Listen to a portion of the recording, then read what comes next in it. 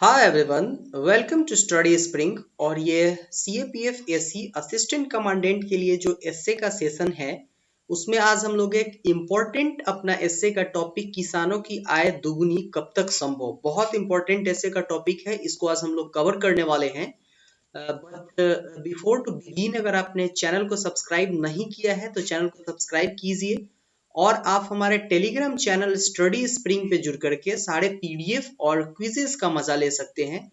इसके साथ ही आप हमसे फेसबुक पे जुड़ के संडे को लाइव चैट कर सकते हैं। ये सारे पीडीएफ जब आपको मिलेंगे तो क्लिक हेयर पे क्लिक करके आप डायरेक्ट एक्सेस ले सकते हैं यहाँ पे आने के लिए, क्योंकि यहाँ पे सारे लिंक मर्ज किए हुए हैं।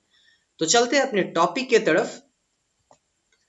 हम लोग आते हैं इंट्रोडक्शन में। तो भाई साहब, जब किसानों की आय को दुगनी करने की बात आती है, आय को अगर हम लोग दुगनी करने जा रहे हैं तो फिर इसके लिए इम्पोर्टेंट चीजें क्या हैं? सबसे पहले हमको कृषि के ऊपर ही तो ध्यान देना पड़ेगा। ऐसे अगर हम लोग सोचेंगे कि किसान की आय को दुगनी कर दे, किसान अगर अपना आय बताता है कि हम 6,000 रुपया साल में कमाते हैं तो उसके आय को हम 12,000 रुपया कर देंगे, इससे तो परमानेंट सॉल्यूशन की तरफ आप जाइएगा नहीं। तो इसके लिए कृषि के ऊपर ही ध्यान देना पड़ेगा। तो कृषि जो है वो भारतीय अर्थव्यवस्था की रीढ़ है। एक व्यक्ति होता है जिसका रीढ़ जो होता है वो बहुत इंपॉर्टेंट पार्ट होता है। जैसे अगर इसका रीढ़ का हड्डी टूट जाता है, ठीक है, अगर इसके रीढ़ का हड्डी फ्रैक्चर हो जाता है तो उस आदमी को बहुत ज्यादा तकलीफ होता है। ठीक उसी तरीके से अर्थव्यवस्था की जो रीढ़ है वो हमारी कृषि है। ठीक है, इंपॉर्टेंट है क्योंकि जो पूरा श्रम होता है, पूरे भारत में जितने श्रम होते हैं उसका 51% भाग, ठीक है, उसका 51% भाग मतलब 100% में से 51% भाग जो होता है वो पूरी तरीके से जितने भारत में जितना लेबर हो रहा है, हर एक आदमी जो भी काम कर रहा है उसमें से 51% जो काम होता है वो कृषि के लिए ही होता है, या कृषि से रिलेटेड कोई वर्क जो होता है उसी से रिलेटेड होता है वो। ठीक है, तो इसलिए ही कृषि को बोला जाता है कि ये अर्थव्यवस्था की रीढ़ है। तो अगर हम लोग किसी नहीं बल्कि अपने इंडिया अपने भारत के अर्थव्यवस्था को अगर सुधारना चाहते हैं तो इसके लिए हमको सबसे पहले क्या करना होगा, तो वहाँ के किसानों को के प्रगति के ऊपर हमको ध्यान देना पड़ेगा। इसके साथ ही हमको कृषि के ऊपर ध्यान देना पड़ेगा, तभी हम एक सशक्त अर्थव्यवस्था का जो है वो नींव डाल सकते हैं इंडिया में। देखते हैं अपने मध्य भाग की तरफ आते हैं। भाई ये सारे इंपॉर्टेंट फैक्ट्स थे सरकार के पास कि भाई 51% आदमी कृषि या उससे रिलेटेड वर्क ही कर रहे हैं। तो गवर्नमेंट ने सोचा कि अभी जो उनके कंडीशन खराब है इसको लेकर के हम एक टारगेट रखते हैं। तो वो टारगेट रखा गया 2022 को टारगेट करके ये बोला गया कि हम किसान के आय को दुगुनी कर देंगे। मतलब अगर किसान का आय 4 रुपया है तो हम इसको 8 रुपये में बदल देंगे।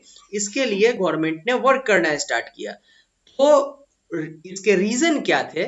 सबसे पहले मैंने आपको बेरोजगारी जो आपका जो हम लोग ये सीएपीएफ के लिए जो एसए का टॉपिक कवर किए थे उसमें मैंने आपको बताया था कि छिपी हुई बेरोजगारी भी एक बहुत बड़ी समस्या होती है। तो कृषि में अगर सपोज दैट आपके पास जो है वो 1 एकड़ जमीन है, ठीक है, 1 एकड़ जमीन है अगर आपके पास, इसमें आपके परिवार के 10 लोग काम कर रहे हैं, ठीक है, तो भी उतना ही इसमें उपज होगा जितना कि आपके परिवार के 2 लोग इसमें काम करेंगे। तो बाकी के जो 8 लोग यहाँ बचे होते हैं ये छिपी हुई बेरोजगारी होती है। तो ये इंपॉर्टेंट चीज है। इसको देखते हुए कृषक क्या करते हैं कि शहर की ओर पलायन करते हैं कि हम लोग कृषि को छोड़कर किसी और पार्ट में काम मिले। इसके साथ ही कृषक के ऊपर कर्ज का इतना ज्यादा बोझ होता है कि वो आत्महत्या करते हैं। गवर्नमेंट ने सोचा कि अगर हम इनके आय को दुगुनी करते हैं तो इनके ऊपर एक तो आत्महत्या वाली जो समस्या है ये खत्म होगी, दूसरे अगर कृषि में लग करके इनकी आय दुगनी होती है तो वो कृषि के ऊपर ही ध्यान देंगे और फिर हमारा जो 51% आदमी यहाँ पे काम करता है वो कहीं ना कहीं गवर्नमेंट सेक्टर की तरफ तो नहीं जाएगा, वो प्राइवेट सेक्टर की तरफ बोझ तो नहीं बनेगा, वो इसी में आकर के अपना खुद का निर्वाह करेगा। गवर्नमेंट ने दुगनी आय करने का बात सोचा यहाँ पे। तो इसके लिए उन्होंने एक अशोक ढलवाई नाम के जो व्यक्ति थे उनकी एक कमेटी को गठित किया गया। तो अशोक ढलवाई नाम के व्यक्ति के साथ एक कमेटी को गठित किया गया जिसने अपना रिपोर्ट सौंपा 2016 में रखा गया, उसने आय को दुगनी रखने का रिपोर्ट 2022 तक सौंपा हुआ था। लेकिन टर्म एंड कंडीशन उसमें क्या था कि इसके लिए 10.4 परसेंटाइल के रेशियो से हमको आगे बढ़ना पड़ेगा। एट प्रेजेंट में हमारा जो विकास दर है वो केवल 2.9% है। तो इस डेटा को अगर आप देखिएगा तो ये आप ऐसे समझ लीजिए कि 10.4% है, और इसी के नीचे आप एक लाइन खींचिए जो आपका 2.9% है। इस कंपैरिजन में आपको कितने वर्क करने पड़ेंगे, गवर्नमेंट को कितना वर्क करना पड़ेगा, इस बात को आप समझ सकते हैं। तभी हम 2022 तक किसानों के आय को दुगनी कर सकते हैं। लेकिन एट प्रेजेंट में ये इसलिए असंभव पता चल रहा है क्योंकि हरित क्रांति जब हुआ था, जिसमें गेहूं के ऊपर बहुत ज्यादा ध्यान दिया गया हुआ था, गेहूं के पैदावार के ऊपर, इसके साथ ही सारे फसल के ऊपर ध्यान दिया गया हुआ था। लेकिन हरित क्रांति के बाद से अभी तक कृषि में कोई इतना बड़ा बदलाव नहीं हुआ है जिससे कि हम ये बोल सकते हैं कि एक बार अमूलचूल परिवर्तन होगा, एक बार आप बोलते हैं सरप्राइजिंग चेंजेस होगा और पूरी तरीके से वो अर्थव्यवस्था के स्ट्रक्चर को ही चेंज कर देगा। ऐसे अभी तक कोई बात कृषि में हुई ही नहीं है। और वर्तमान में जो वैश्विक महामारी अभी कोविड-19 चल रहा है, ठीक है, कोविड-19 जो अभी चल रहा है, ये अर्थव्यवस्था को जिस तरीके से डाउन किया है, उसमें हम ये नहीं बोल सकते हैं कि 2022 तक, 2022 तक हम लोग अर्थव्यवस्था में कृषक का आय जो है, किसान का जो आय है, उसको हम लोग 2x कर लेंगे, दुगुना कर लेंगे। ये एट प्रेजेंट संभव नहीं है। तो ये बात थी। नेक्स्ट देखते हैं हम लोग। नेक्स्ट आता है कि अभी जो एट प्रेजेंट में हमारा जो सिचुएशन है अभी कोविड-19 में, अगर हम लोग कोविड-19 को देखें, ठीक है, कोविड-19 को देखें तो इसमें जो अभी सिचुएशन है, अर्थव्यवस्था पूरी तरीके से डाउन हो चुका है। और इसमें अगर आप केवल देखें तो ट्रैक्टर की जो बिक्री है वो 13% की उसमें कमी आ गई। 2 पहिया वाहन में जो आपका मोटरसाइकिल होता है और 4 पहिया वाहन जिसमें कार आते हैं या फिर उससे रिलेटेड और चीज, उसमें 16% की कमी आई है। ठीक है, तो ये सारे चीज है यहाँ पे। ये आपको ये बता रहा है कि जो 13% लोग जो ट्रैक्टर की आय, जो ट्रैक्टर को नहीं खरीद रहे हैं, वो कहीं ना कहीं से कृषक ही रहे होंगे। तो ये अगर 13% लोग अगर इसको नहीं खरीद रहे हैं ट्रैक्टर को, तो ये कहीं ना कहीं से कृषि पे जो है वो निगेटिव इम्पैक्ट ही डाल रहा है।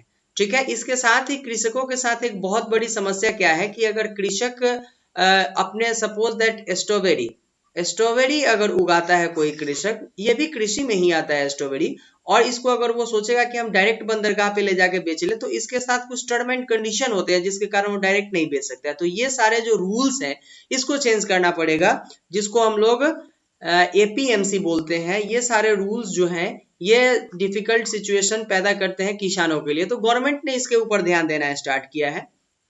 विगत 5 वर्ष का अगर आप बात देखें तो कृषि के ऊपर नकारात्मक प्रभाव आपको दिखाई देता होगा, जहां पे आत्महत्या जैसी कुछ सिंपल चीजें जो है, आत्महत्या के लिए आत्महत्या जैसी जो समान बातें अभी हो गई हुई है, कॉमन फैक्टर जो हो गए हुए हैं अभी कृषि के लिए, ये आपको दिखाई देते होंगे। इसके साथ ही मिनिमम सपोर्ट प्राइस एमएसपी जो होता है, इस पे गवर्नमेंट जो है वो वर्क नहीं कर रही है। मिनिमम सपोर्ट प्राइस देने का मतलब होता है कि कम से कम उनको लागत मूल्य जरूर मिलना चाहिए, और किसान को लागत मूल्य तक नहीं गवर्नमेंट की तरफ से दिया जाता है। इस कारण से और ज्यादा प्रॉब्लम होता है किसान को।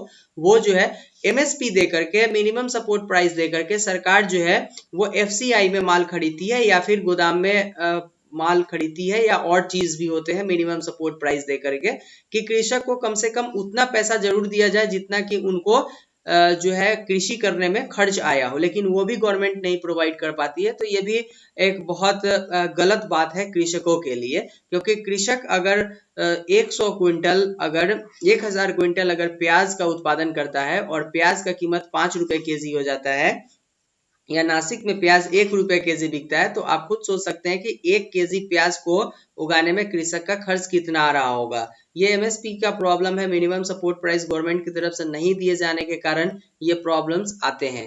नेक्स्ट देखते हैं अगर हम लोग, तो गवर्नमेंट को भी पता है कि अभी कृषि में किस तरीके का प्रॉब्लम चल रहा है।